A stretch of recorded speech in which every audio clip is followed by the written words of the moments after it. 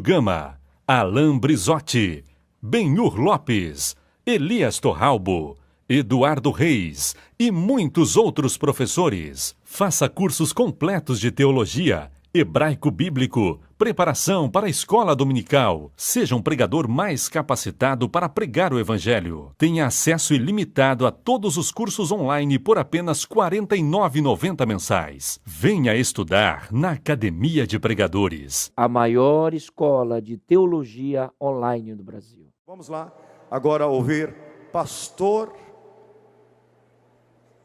Eliseu Rodrigues, grande homem de Deus. Poderia ser recebido com glória a Deus, com aleluia, com grande aplauso também. Esses homens que Deus escolheu na terra para fazer a diferença. Que Deus te abençoe, meu filho. Que Deus te use como sempre tem te usado por aí. E outro, esse negocinho, não vou falar porque o pastor Reuel não gosta. Não, o que Deus te mandou falar, fala tudo. Tá bom? Se for para apanhar todo mundo, eu apanho também. Se Deus mandou. Que eu prefiro apanhar de Deus do que dar um abraço do diabo. É verdade. Eu prefiro levar um açoitezinho de Deus na mensagem do que ganhar um agarrão do diabo. O diabo dizer, estou me agradando de ti. Você vai agradar não. Quero que Deus me puxe a atenção todo dia dizendo, entra por aqui, esse é o caminho certo. Vamos ouvir então a palavra, querido. Ele é o pregador oficial desta manhã, pastor Eliseu. Então o senhor vai pregar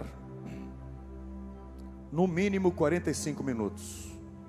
Tá bom, querido? Deus te abençoe. Povo de Deus, paz do Senhor Jesus. Abra, por favor, a sua Bíblia. Evangelho segundo escreveu João, capítulo de número 17.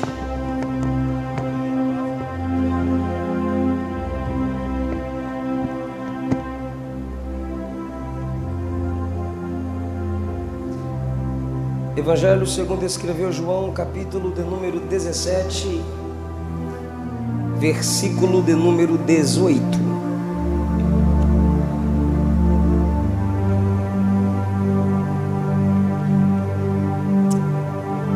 Se podemos ler, digam amém. Assim como tu me enviaste ao mundo, também eu os enviei ao mundo.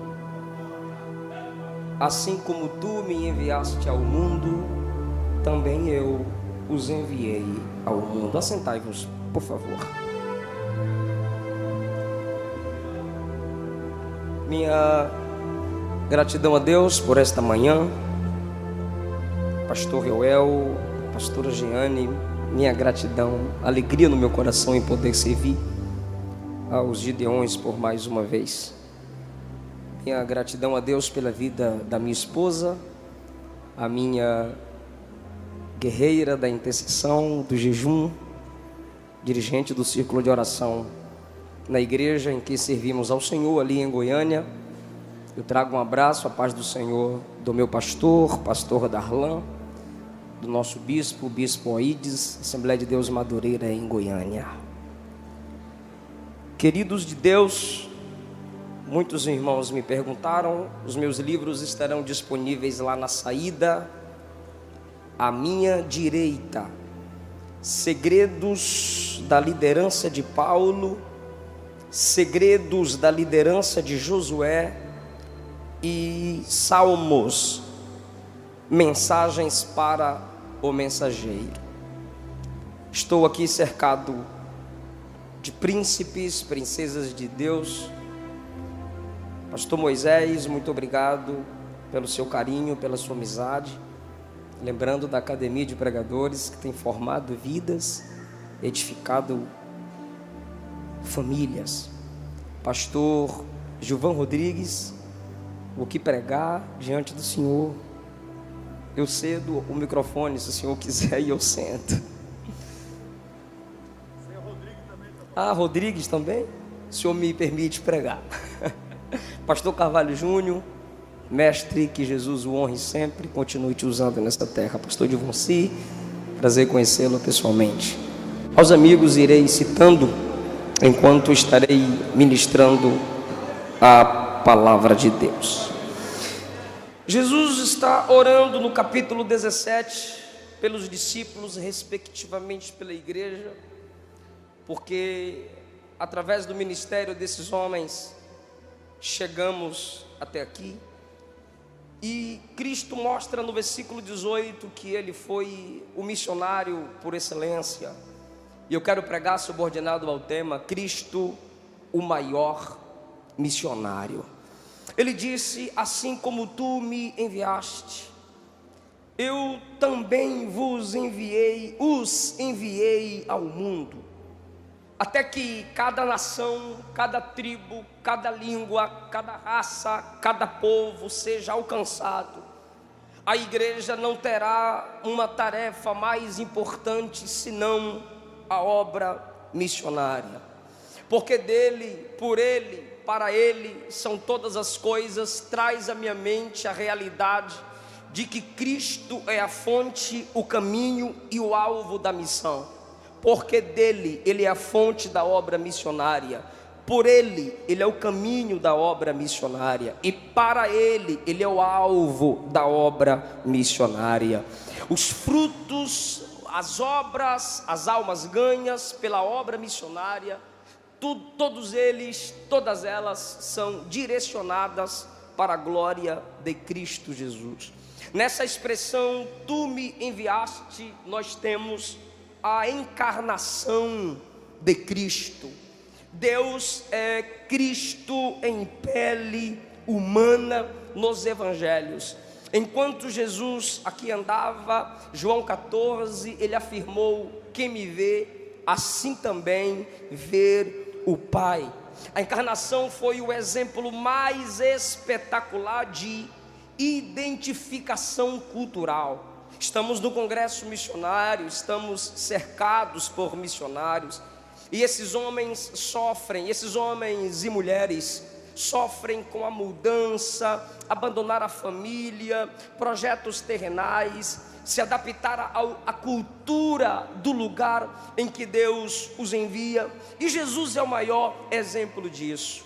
Ele não permaneceu na segura imunidade do céu, distante do pecado e do pecador. Não, ele desceu e se aproximou de nós. Ele entrou em nossa vida, ele se esvaziou da sua glória. A encarnação foi a total identificação do amor.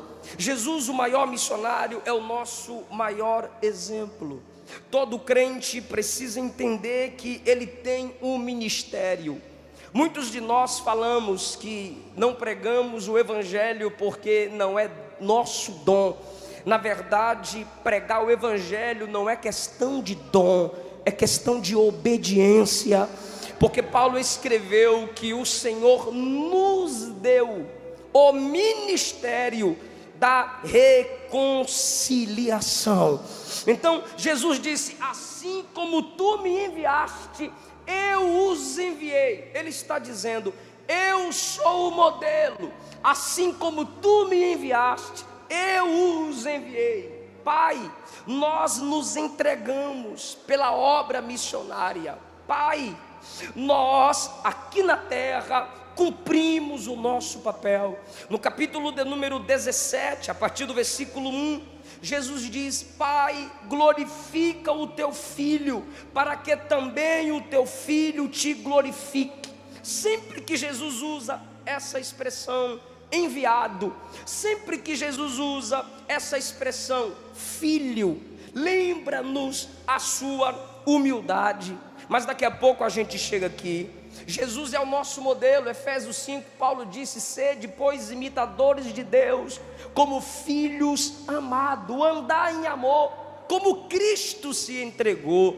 Aos Coríntios ele disse: me imitem, porque eu sou imitador de Cristo. O modelo maior da igreja é Jesus.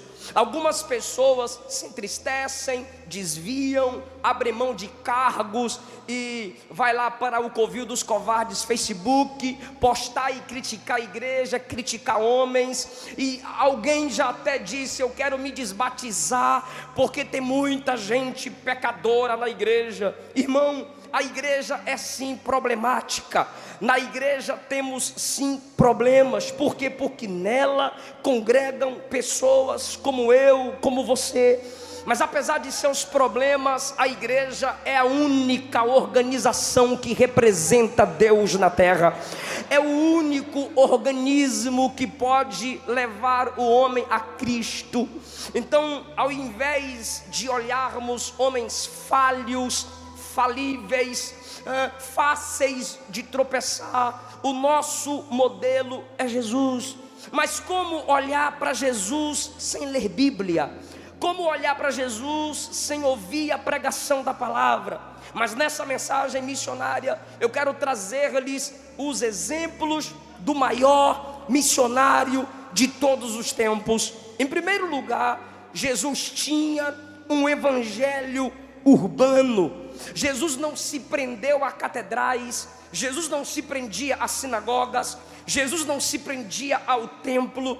Certa feita, Jesus havia acabado de anunciar a queda do templo, e os discípulos lhes disseram: Senhor, olha a beleza de tudo isso. Tendo Jesus saído do templo, eles o convidam para admirar, para falar de pedras, para falar de prédios. E Jesus diz que tudo aquilo se desfaria, porque o evangelho de Jesus não é um evangelho templocêntrico. A igreja da última hora, que se diz missionária, você faz uma pergunta: por que você está ensaiando essa música? Porque eu vou cantar. Aonde? Na igreja. Por que você está juntando essas roupas para o bazar? De onde? Da igreja, prédio. Por que você está lendo Bíblia, meu amor? Milagre. É para pregar, amor. Aonde? Na igreja. Tudo é na igreja. A Bíblia está acorrentada à escola dominical. A Bíblia está acorrentada ao vamos agora fazer a leitura oficial. Aí alguns crentes ficam em pé, quando acaba o culto já esqueceu a leitura oficial. Por quê? Porque a chamada reverência é para ficar em pé só na hora da leitura. Mas o evangelho urbano não é aquele que Deus me toca aqui, é aquele que eu toco Deus no evangelismo lá fora. É aquele que eu encarno a Bíblia do lado de fora. Jesus passando pela rua chamou Mateus. Jesus passando pela praia chamou Pedro, Tiago, João. Jesus passando pela rua chamou Zaqueu. Jesus passando pela rua curou a mulher que tinha fluxo de sangue. Por quê? Porque o seu evangelho era urbano. Tendo Jesus o evangelho urbano, ele ficava perto das pessoas, ele tinha cheiro de gente, ele assumiu nossa natureza, ele viveu nossa vida, ele sentiu nossas dores, ele carregou nossos pecados, ele morreu nossa morte e nos oferece a vida dele para vivermos. Jesus tinha cheiro de gente, Jesus valorizava gente. Em Mateus capítulo 9, se escandalizaram porque Jesus estava comendo com pecadores.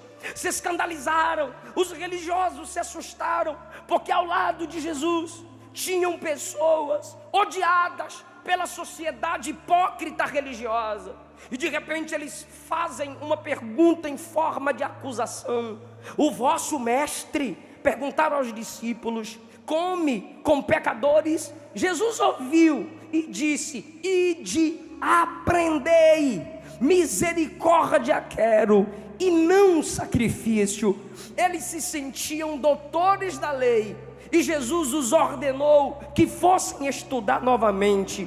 Agora, onde está essa expressão misericórdia quero e não sacrifício? É no livro do profeta Oséias. Era como se Jesus estivesse dizendo: se vocês estão se escandalizando porque eu como com pecadores que não conheciam a minha verdade, vamos estudar Oséias, que se casou com uma prostituta para mostrar que eu tenho amor pelo tipo de gente que vocês não têm.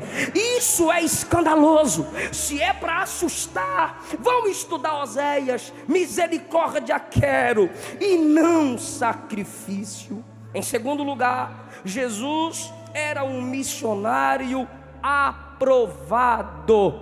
Mateus capítulo 4, Jesus enfrentou as tentações, as provações que o filho Israel no Antigo Testamento havia enfrentado e foram reprovados. Deuteronômio do capítulo 6 ao capítulo de número 8, Jesus mostrou que a obediência à palavra do Pai era mais necessária do que o alimento que sustenta o físico. O diabo disse: se tu és filho de Deus, transforma estas pedras em pães. Jesus disse: nem só de pão vive o homem, mas de toda palavra que sai da boca de Deus. Jesus não transforma a pedra em pão, porque ele não é servo de Satanás. Jesus não transforma as pedras em pães, porque ele não tinha dom para si mesmo. Jesus não usava as pessoas para edificar seu ministério. Jesus usava seu ministério para edificar as pessoas. Jesus não tinha dom para si. Perceba, por favor, o diabo diz: tu estás com fome, então transforme pedras em pães. Jesus disse: não transformo, porque eu não tenho dom para mim. Mas lembre-se, quando a multidão sentiu fome, ele multiplicou o pão para alimentar a multidão.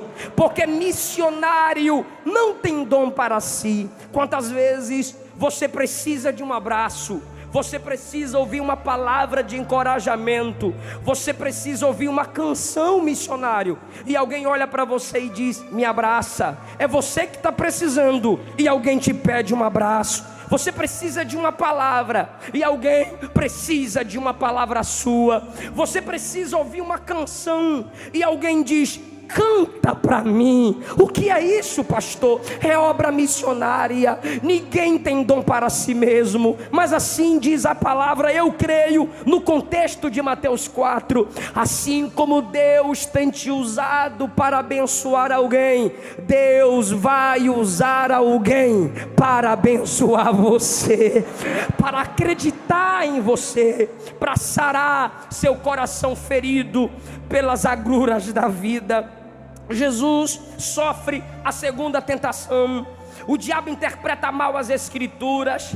Ele diz: lança-te daqui abaixo, porque está escrito: aos seus anjos dará ordem ao teu respeito, para te guardar, para que você não tropece o teu pé em pedra. Irmão, nesse momento a tentação é: obrigue Deus a te proteger, obrigue Deus a te servir. E essa geração do determinismo, eu determino, eu declaro, essa geração que vai orar e diz: Jesus, a lista já está pronta, eu quero isso, agora o Senhor assina embaixo. Está caindo na tentação do diabo. Deus não é obrigado a nada. A verdadeira fé não é aquela que vem com a lista pronta. A verdadeira fé vem com a folha em branco, diz: preenche que eu assino embaixo.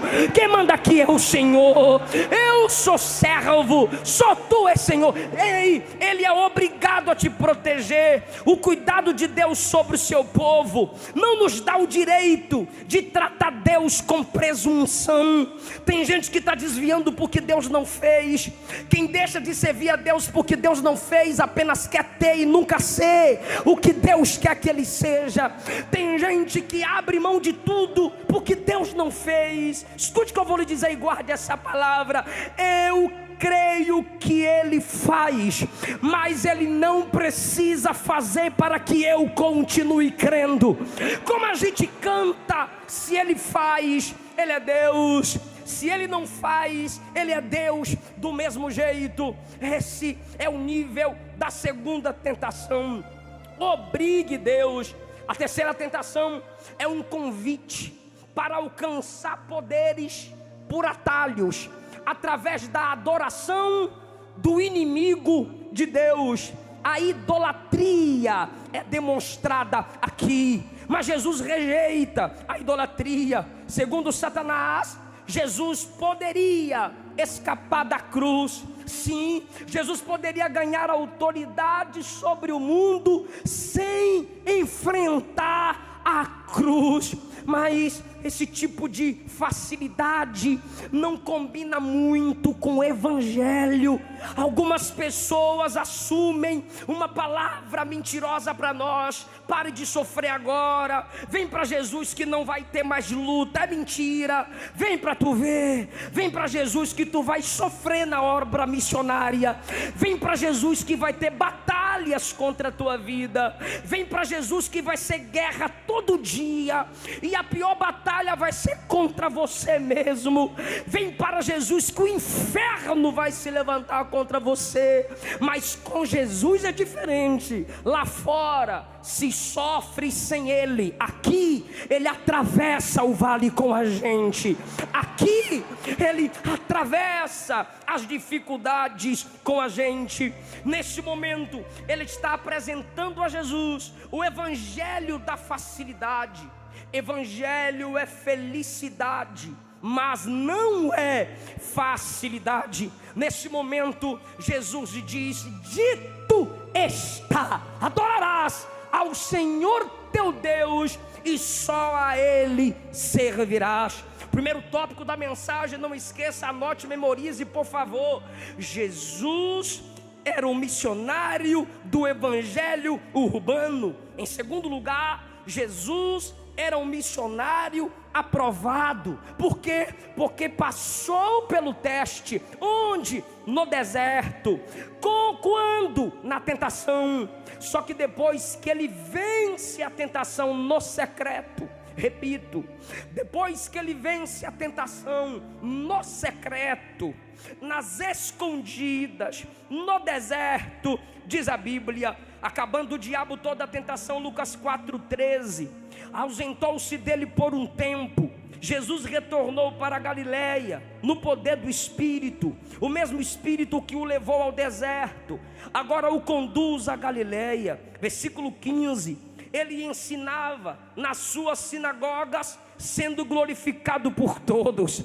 Ele chegou a Nazaré, onde fora criado, e segundo o seu costume, ele entrou na sinagoga e levantou-se para ler.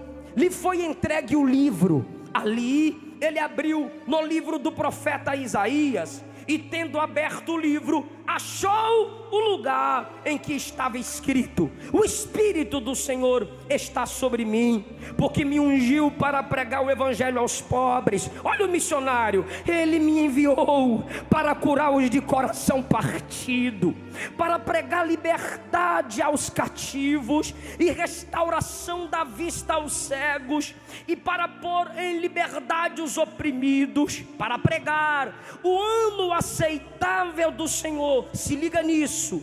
E ele, fechando o livro, o deu novamente ao ministro e sentou-se. E diz a Bíblia que quando ele sentou, todos fitavam os olhos nele. Por quê? Porque ele sentou na cadeira de ministro, ele sentou numa cadeira de autoridade, ele sentou numa cadeira de destaque. Só pode sentar-se na cadeira de ministro publicamente quem já venceu a tentação no secreto. Só pode assumir essa posição de ministro de Deus para a noiva quem vence as tentações de Satanás. Não assuma a tribuna em pecado, não assuma a tribuna em adultério, não assuma a tribuna em prostituição, não assuma a tribuna caído na tentação. Primeiro vença, depois assuma a cadeira como ministro de Deus. Jesus era um missionário aprovado. Em terceiro lugar, Jesus era um missionário que pregava o evangelho da paternidade. Jesus pregava o evangelho da paternidade. Ninguém ousava chamar Deus de Pai. Jesus veio e o chamou de Pai, o apresentou como Pai. Em Mateus capítulo 3, o Pai disse: esse é o meu filho amado. Põe um pouquinho de retorno para mim aqui, se possível. Isso, deixa assim, por favor. No Evangelho segundo escreveu João, Jesus revela o Evangelho da paternidade. No capítulo 2, ele disse: essa é a casa de meu Pai. No capítulo de número 4, ele disse: o Pai é Espírito. No capítulo de número 11, ele ora dizendo: Pai, eu sei que tu sempre me ouves. No capítulo de número 12, ele disse: Pai, glorifica o teu nome. No capítulo de número 14, ele disse: não se turbe o vosso coração, crede em Deus, crede também em mim. Na casa de meu Pai há muitas moradas. No capítulo de número 15, ele disse: eu sou a videira verdadeira, meu Pai é o lavrador. No capítulo 16, ele disse: eu rogarei ao Pai, e Ele vos enviará o outro Consolador. No capítulo 17, ele disse: eu vim do Pai para o mundo e saio do mundo para o Pai. No capítulo de número 20, no dia da ressurreição, ele disse à mulher: não me toques, eu ainda não subi para o meu Pai. Jesus apresentou o Evangelho da paternidade. Muitos não ousavam afirmar, mas desde a sua infância, Jesus o afirmava: Ele é meu Pai. Cada servo de Deus aqui é filho do Rei, são príncipes de Deus, são princesas de Deus. Jesus, o missionário, que tinha uma vida de oração. Eu gosto disso, irmão, porque eu não entendo alguns crentes que conseguem dizer que não tem tempo para orar. Eu não consigo entender alguns crentes que têm a coragem de dizer: o meu pecado é maior do que eu, a minha fraqueza é maior do que eu. Para de graça, arranca a máscara e diga: eu não oro, porque não há pecado, não há fraqueza que não seja destruído pelo poder da oração. Pastor, mas eu me sinto fraco para orar. Não, querida, se joga diante dele em oração. Não, querido, mesmo fraco, cai de joelhos e fala que está fraco. Você é filha, você é filho. Cai de joelho e fala: me ajuda, eu estou prestes a cair, me ajuda, eu estou quase desviando. Um crente fraco de joelho é mais forte do que 1000 demônios de pé. Você precisa acreditar no poder da oração. Eu gosto de pregar com Bíblia aberta. Se eu tivesse a classe do pastor Rafael Belo, o capítulo de número 3, quando Jesus saiu das águas, versículo de número 21, quando todo o povo fora batizado, aconteceu que Jesus também foi batizado. Eu quero ouvir um glória agora. E orando, o céu se abriu e o Espírito desceu. O céu só se abrirá para quem abre a alma em oração a Deus. A oração é a única ponte que conecta nossa fraqueza com o poder poder de Deus. A oração é a única ponte que conecta nossa necessidade com a providência de Deus. O céu se abriu porque Jesus orou. No capítulo de número 5, versículo de número 15, a sua fama, porém, se propagava e grandes multidões se ajuntavam para ouvi-lo. Eu sei que é chato, mas fala comigo: grandes multidões. Para de graça, grandes multidões se ajuntavam para ouvi-lo. Qual é o missionário que não quer ter uma multidão para pregar? Qual pregador não quer ter uma multidão para ouvi-lo? Eu imagino, se fosse hoje, claro, alguém poderia gritar no meio da multidão: Jesus, cadê você? Eu vim aqui só para te ver. A multidão está lá, reunida para ver Jesus. Agora, olha o que diz o versículo 16: ele, porém, se retirava para os desertos e orava. Peraí, a multidão está ali para ouvir ele pregar. Ele vira as costas para a multidão e vai orar. Eu imagino Pedro indo atrás dele: Senhor, Senhor, para de graça, volta aqui. É o que, Pedro? A multidão está aí, olha o povão, eu estou vendo. Tu está indo para onde? Eu estou indo orar. Não, Senhor, prega primeiro, depois ora. Jesus ia dizer: não, Pedro, é o contrário. Primeiro ora, depois prega. Primeiro fala com o Pai, depois fala com os homens. Ninguém está apto para estar de pé diante dos homens se primeiro não ficar de joelhos diante de Deus.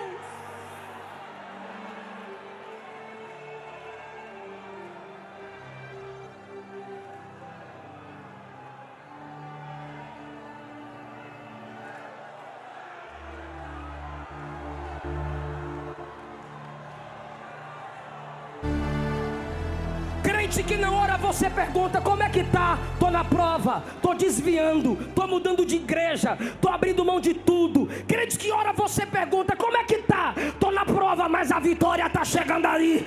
Ele prova quem ama, ele prova quem ama. Quem tem intimidade com Deus em oração é um missionário vencedor. Aleluia. Capítulo de número 6, versículo de número 12. E aconteceu que naqueles dias ele subiu ao monte para orar. Tem gente subindo o monte para ver graveto acender. Tem gente subindo o monte para inventar profecia. Tem gente subindo o monte para bater no pobre e pregar para o rico. Tem gente subindo o monte para ir namorar. Jesus ia para o monte para orar, para se reservar, para falar com o papai. Agora escuta isso: passou a noite toda orando. Por que o Senhor tem que orar a noite toda? Porque não tive tempo para orar de dia, então vou orar de noite. Pastor, eu não oro porque eu não tenho tempo. Mentira, não ora porque não é prioridade, porque tempo não se tem, se cria. Se oração fosse prioridade, orávamos.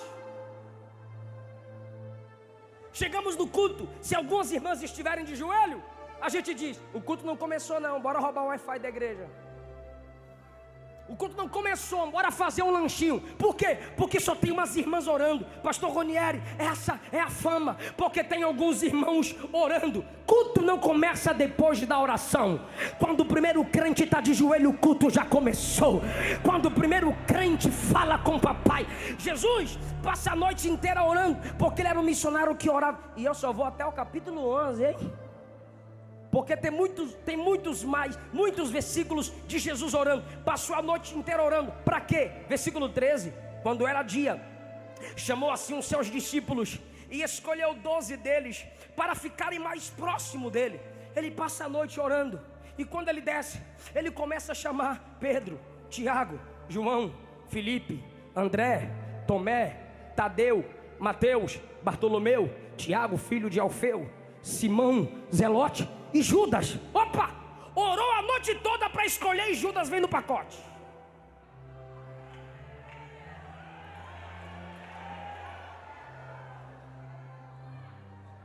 Se Jesus orou a noite toda para escolher e Judas veio no pacote, imagine nós que se empolga com gravata e terno bonito.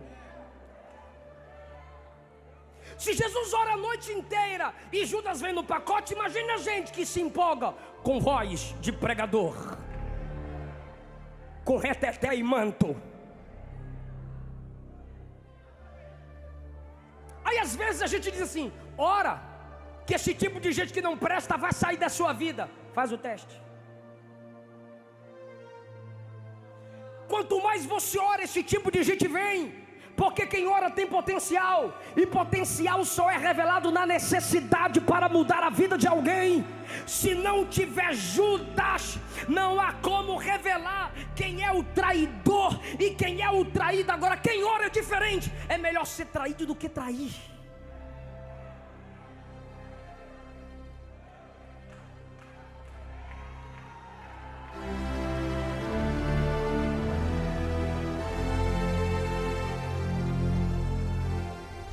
No versículo do número 13 e 14, ele escolhe Judas. Ele ora para escolher Judas, que o iria maltratar. No versículo 28, ele diz: orai pelo que vos maltratam. Porque ele viu que prega. Ele escolhe aquele que o maltrataria. E ele nos ensina a orar por aqueles que nos maltratam. No capítulo do número 9, ele chama 3 discípulos e diz: vem comigo, vem. Aí eles foram, aí chegaram no monte e Jesus diz: agora eu vou me transfigurar. E a Bíblia diz que enquanto Jesus orava, ele se transfigurou diante deles. Transfigurar significa mostrar o que é por dentro. Quando Jesus estava mostrando o que é por dentro, suas vestes, diz a Bíblia, quem tem Bíblia vai pegar, quem não tem vai ficar voando. A Bíblia diz que suas vestes ficaram tão alvas, tão brancas, de modo que nenhum branqueador na terra daria conta de deixar vestes tão alvas como aquela.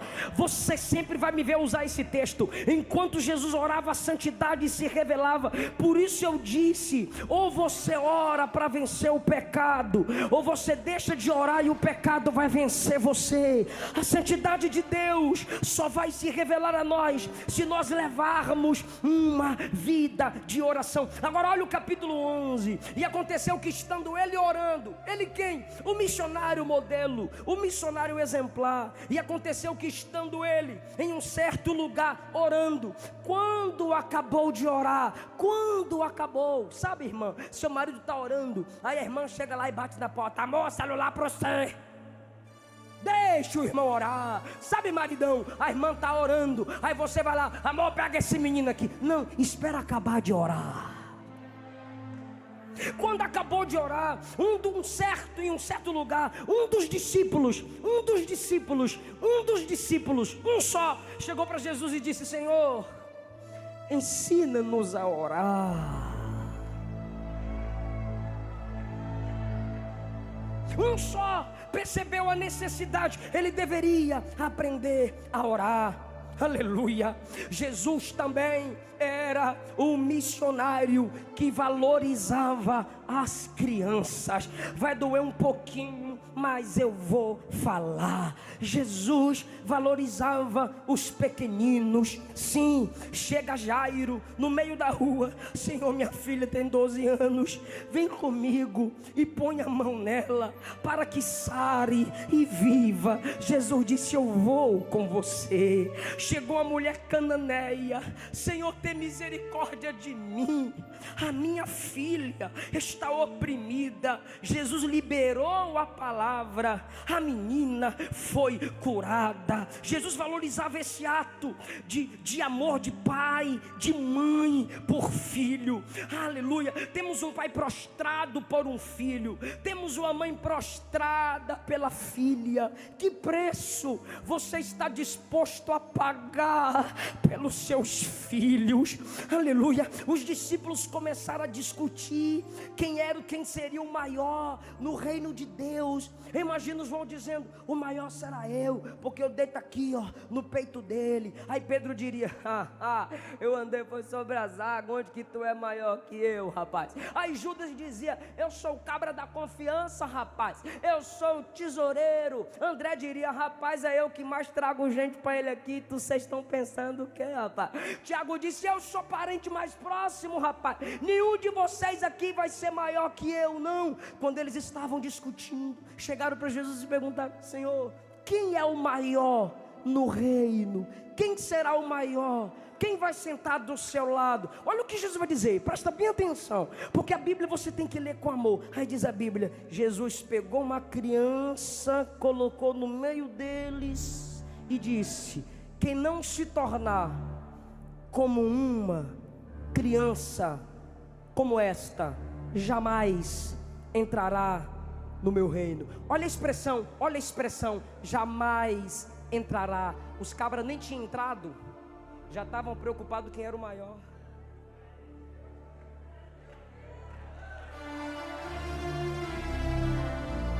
Ele sempre está abraçando criança. Essa criança ele usou como exemplo.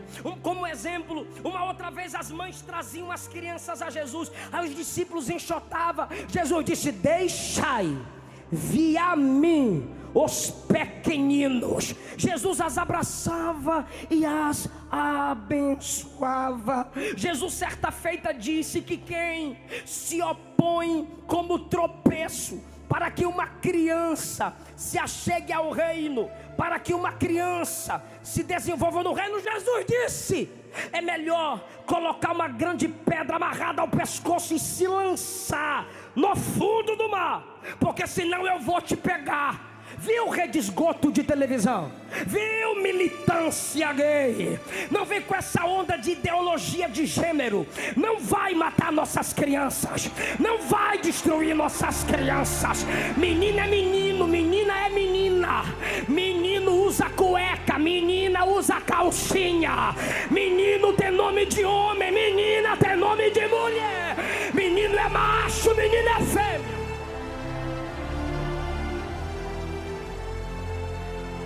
Só que não é a rede esgoto de televisão apenas. Meu amigo pastor Rafael Belo, as crianças estão começando a pregar, pastor Wesley. Eu estava com saudade. Eu comecei a pregar com 5 anos de idade.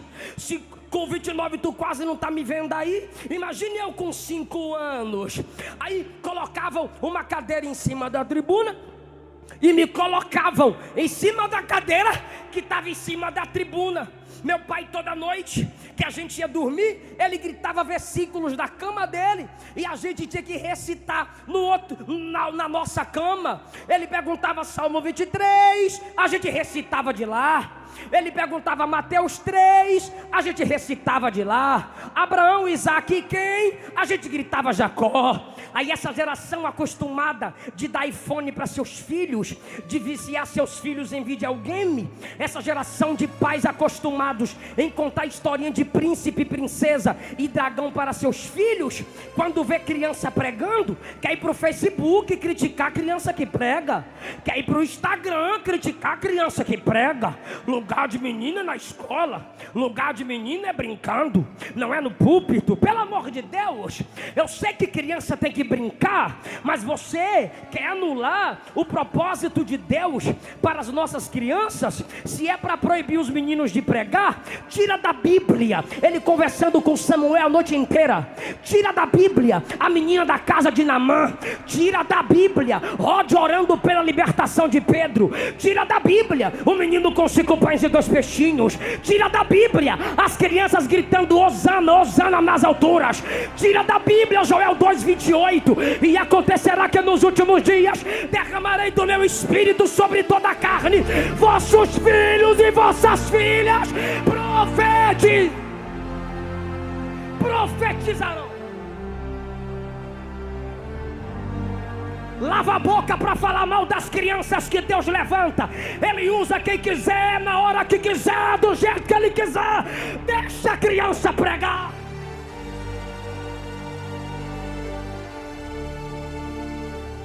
Deixa os meninos pregarem.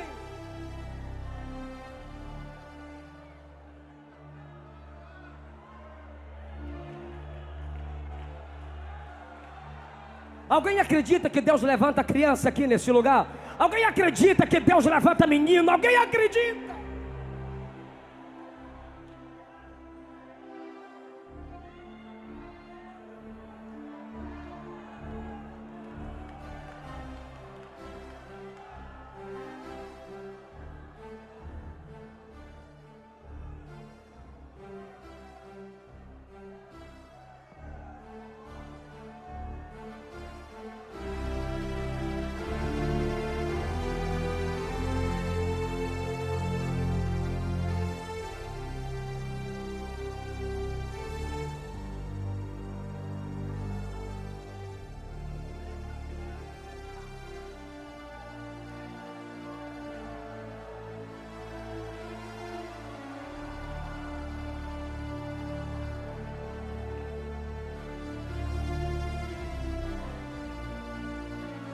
Pode soltar, ela canta aqui.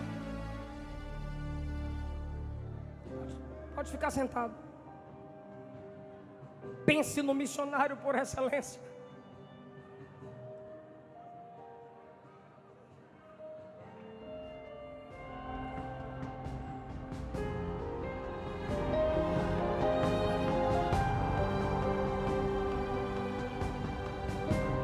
Tão grande amor fez Jesus deixar seu reino de glória, trocando assim o lugar de rei pelo lugar de servo. Não se exaltou, mesmo sendo Deus, não foi servido, mas veio servir. Não desprezou, mas foi desprezado por quem Ele amou. Sendo assim, Ele não desistiu. Sabe de quê? Da sua missão. Olha o que Ele fez. Os enfermos curou, mortos ressuscitarão ao estender tuas mãos.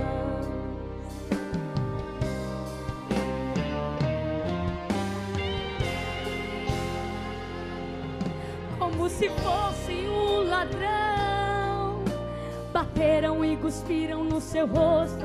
Passou tão triste humilhação. Colocaram-lhe uma coroa de espinhos e rasgaram suas vestes. Maltrataram nosso mestre e lhe bateram e feriam e sorriam. Foi ferido inocente, o culpado era eu. Carregou a cruz até o Gólgota e crucificaram ali, e ao fim da tarde morreu.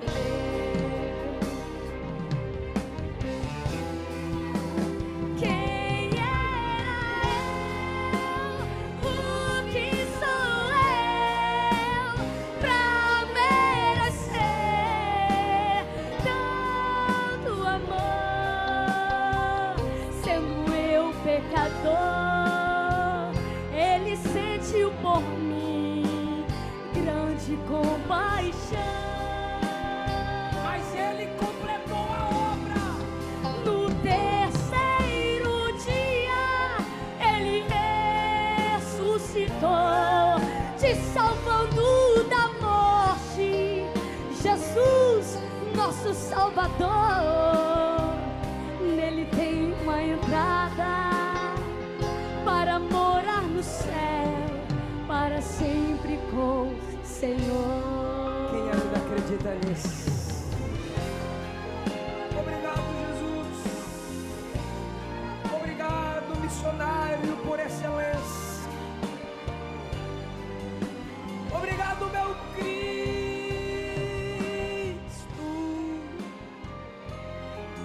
Te louvamos.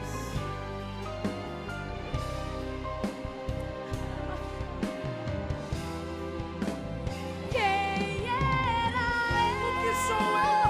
O que sou eu pra merecer tanto amor? Sendo eu pecador, Ele sentiu por mim grande compaixão. No terceiro dia Ele ressuscitou, te salvando da morte. Jesus é teu Salvador, nele tem uma entrada para morar no céu,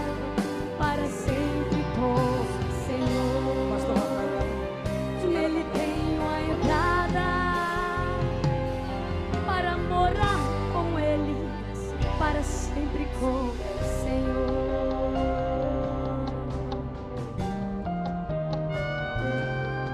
Para sempre com o Senhor. Eles vão orar por nós, por todos os missionários. Por favor, pastor.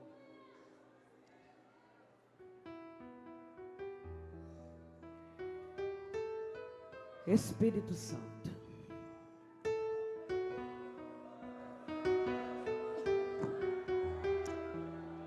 Senhor. Eu acredito que seja esse o teu clamor para a igreja.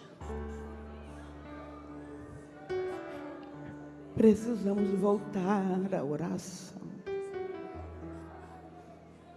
Precisamos voltar à comunhão. Precisamos voltar a ter as revelações. Nos joelhos, no secreto. Quantos de nós esquecemos o quanto é necessário, é importante, é crucial esse momento que precisamos estar em comunhão, o momento em que o Senhor se revela de forma transparente, de forma em que o mundo não pode o ver. O Senhor tem nos dado este ensinamento exemplificado como o missionário. E nós queremos seguir o teu exemplo, Senhor, sem olhar para a direita e sem olhar para a esquerda. O mundo é mau e nós somos cônsul disto, mas nós, como noiva do Cordeiro, representante de Cristo, precisamos que nas ruas, Senhor, precisamos que nos mercados, nas escolas, nas faculdades e por onde colocarmos as plantas de nossos pés, não vejam a nós, mas vejam a Ti. Porque nós não estamos aqui para contar a nossa história, nós estamos aqui para contar a tua história, para dizer quem o Senhor é. Não é sobre nós, nunca foi sobre nós, é sobre Ti. E por isso nesta manhã, pela palavra ministrada, respaldada, nós queremos te pedir, aquele Senhor que tem tido dificuldade a orar, nesta manhã, permita que toda barreira caia por terra. Senhor, aquele que já ora, que possa viver a alegria da oração. Ah, Senhor, como é maravilhoso passar um dia de conversa contigo, um dia de alegria, um dia de comunhão, um dia em que o Senhor pode nos contar coisas inefáveis, coisas inigualáveis, coisas que, Pai, o mundo não entenderia. Mas estamos aqui, Senhor, apresentando as nossas vidas, representando a igreja, em tudo que ouvimos nesta manhã. Queremos te dizer, nos use nossas vidas, que possamos, Senhor, ser o que o teu coração deseja. Não a nós, mas a Ti toda a glória. Não a nossa história, mas a Tua história. O maior missionário, o exemplo da igreja. Nós queremos nesta manhã te exaltar por tudo. Obrigada, Pai. Obrigada, Senhor, no nome de Cristo Jesus. Obrigado. Desde eu sentar, meus irmãos, muito obrigado. Eu agradeço essa rica oportunidade. Estaremos lá fora com o nosso material.